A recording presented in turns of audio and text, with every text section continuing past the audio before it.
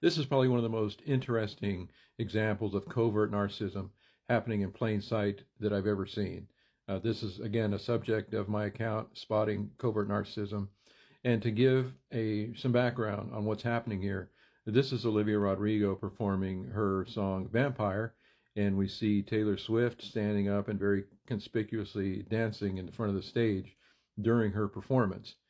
And the question is, what's going on here? I mean, people have speculated Taylor's done this with other artists during these types of venues and danced all alone, trying to look supportive. To me, I see something that is more, Toby Keith saying, let's talk about me. It's kind of like taking the focus off of that artist and saying, hey, look at me being so supportive. And this is kind of what covert narcissism is all about. She's up there trying to look supportive. But what really happened, I think, is back in 2023, Olivia Rodrigo had a song called Deja Vu. And she was saying in an interview that Taylor Swift inspired her with that.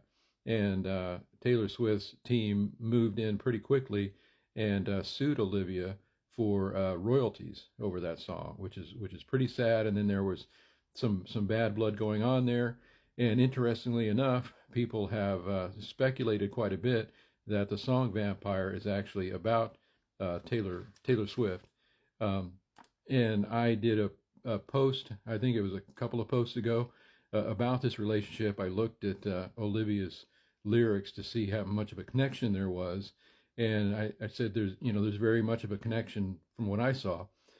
And if you look at least in this clip, some of those lyrics come through, and there's actually some differences.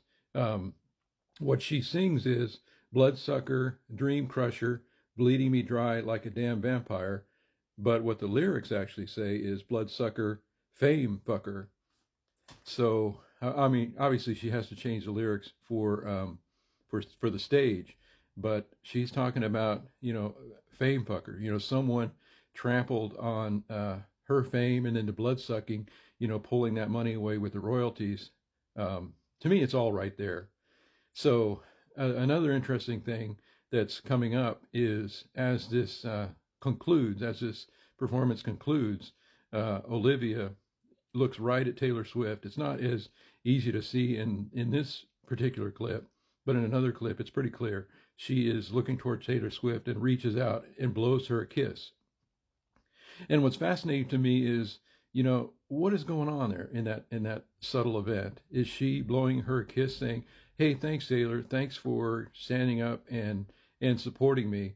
And I don't think you took the focus off of me or anything. I don't have any bad blood about that.